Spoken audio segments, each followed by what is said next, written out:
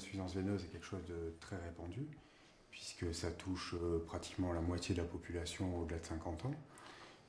La moyenne d'âge n'est pas si élevée, là aussi vous aviez raison, puisque la moyenne d'âge des gens qu'on opère, qui arrivent donc jusqu'à être opérés, c'est autour de 50 ans. Les traitements ont fait beaucoup de progrès, puisque à l'heure actuelle, on dispose de méthodes de traitement qui ne nécessitent ni hospitalisation ni anesthésie. Il est recommandé d'intervenir le plus tôt possible pour éviter une dégradation du réseau veineux, variqueux, et que cela conduise à donc des interventions beaucoup plus lourdes à l'avenir. On essaye de prendre la maladie assez tôt, quand elle est développée sur les petites veines, et surtout on évite d'enlever la veine principale, qui est la veine saphène, ce qui était le traitement habituel. À côté de ça, il y a une évolution technique. On fait ces interventions sous anesthésie strictement locale, avec une sortie immédiate. Les patients sortent 1 heure après et ont pour consigne de marcher beaucoup après l'opération, parce qu'on s'est aperçu que lorsqu'ils marchaient tout de suite après, il y avait une récupération qui était très rapide. Sur la peau, et la peau n'est refermée qu'avec des petits strips qui permettent d'ailleurs de prendre des douches dès le lendemain.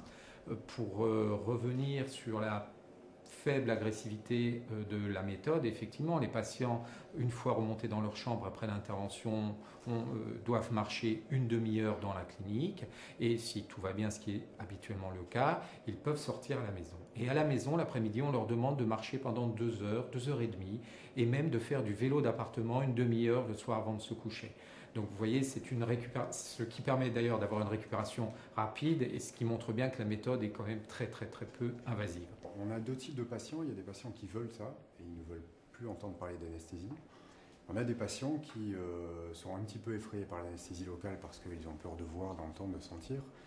Ce qui fait qu'à la carte et en fonction de chaque patient, on associe à l'anesthésie locale soit une petite sédation, les gens sont un petit peu endormis mais très légèrement, soit même de la sophrologie. On a une sophrologue qui peut venir au bloc opératoire pour rassurer le patient et faire de la relaxation.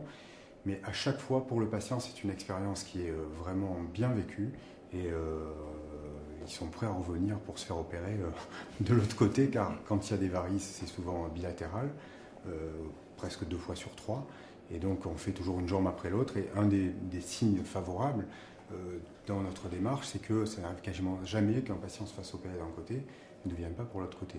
Des petits conseils tout simples, c'est la première chose, c'est d'avoir une activité physique régulière.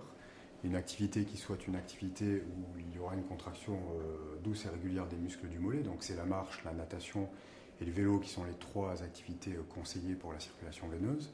C'est bien s'hydrater, c'est manger des fibres, éviter la constipation, c'est porter des chaussettes de contention même quand on n'a pas de varices, parce que c'est prendre le problème en amont. Et on fait actuellement des produits qui sont vraiment confortables et faciles à porter. C'est aller consulter dès qu'il y a des symptômes qui apparaissent. Pour les femmes spécifiquement, c'est tous les problèmes hormonaux. C'est vrai, tout ce qui est pilule hormonale et grossesse, etc., ça abîme les veines, donc là il faut être particulièrement attentif. Il y a plein de petites choses qu'on met bout à bout et qui finalement préviennent quand même la dégradation du système veineux des membres inférieurs.